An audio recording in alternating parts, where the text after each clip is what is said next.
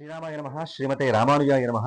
భద్రాచల క్షేత్రంలో వైకుంఠ ఏకాదశి మహోత్సవాలను పురస్కరించుకొని పగల్పత్తుత్సవాలలో భాగంగా స్వామివారికి దశావతార అలంకరణలు నిర్వహించడం జరుగుతుంది. ఆ క్రమంలో ఈనాడు మనకి స్వామివారు 4వ అవతారమైనటువంటి నృసింహ రూపంలో దర్శనాన్ని కృపచేస్తూ ఉన్నారు. నృసింహ అవతారం భగవానుడు యొక్క విశ్వవ్యాపకత్వాన్ని సూచించేటువంటి అవతారంగా చెప్పడం జరిగింది. అంతర్బహిష్ట తత్సర్వం వ్యాప్య నారాయణ స్థిత అని వేదం ఏదైతే కీర్తిస్తోందో ఆ కీర్తనకి అనుగుణంగా మనకి ధరించినటువంటి అవతారంగా నృసింహావతారాన్ని పెద్దలు కొనియాడతారు.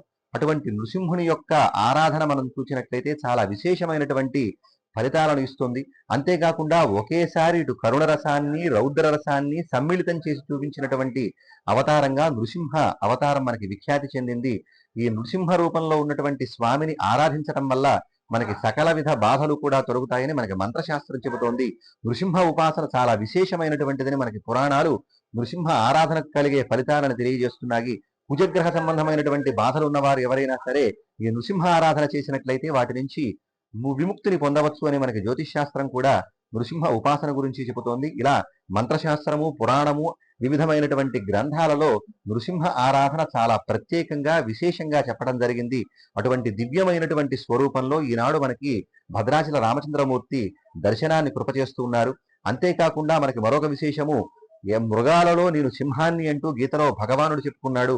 ఈ మృగ సంబంధం అంటే సింహ సంబంధమైనటువంటి తల రాజసానికి చిహ్నంగా చెబుతారు. మన దేశ ముద్ర కూడా రాజముద్ర కూడా సింహ సంబంధమైనటువంటి ముద్రే మనం గమనించవచ్చు. అంతేకాకుండా మన ఇంటి ద్వారాన్ని ప్రధాన ద్వారాన్ని సింహద్వారము అంటారు. పండితులకు చేసేటువంటి సత్కారాలలో సింహ తలాటము అని చెప్పేసి ధరింపజేస్తారు. అలాగే రాజులు కూర్చునేటువంటి సింహాసనాన్ని రాజసింహాసనం అని చెప్పేసి అంటారు. అలాగా సింహపు తల ఎంతో రాజసం కలిగిందిగా ఎంతో విలువైనదిగా చెప్పడం జరిగింది. అలా సింహపు తలతో ఉత్తమమైనటువంటి ఉత్తమాంగం అంటారు శిరస్సుని. అలా ఉత్తమమైనటువంటి సింహపు తలతో సగభాగం మానవ శరీరంలో దర్శనాన్ని ఇచ్చేటువంటి అంటే ఇలా నరమృగ సమ్మిళితమైనటువంటి రూపంలో మనకి భద్రాచల రామచంద్రమూర్తి ఈనాడు దర్శనాన్ని కృపచేస్తున్నారు. అటువంటి దివ్యమైనటువంటి దర్శనాన్ని చేసుకుని భక్తులు గొప్పనైనటువంటి ఫలితాలను పొందవలసిందిగా కోరుతూ జై శ్రీరామ్.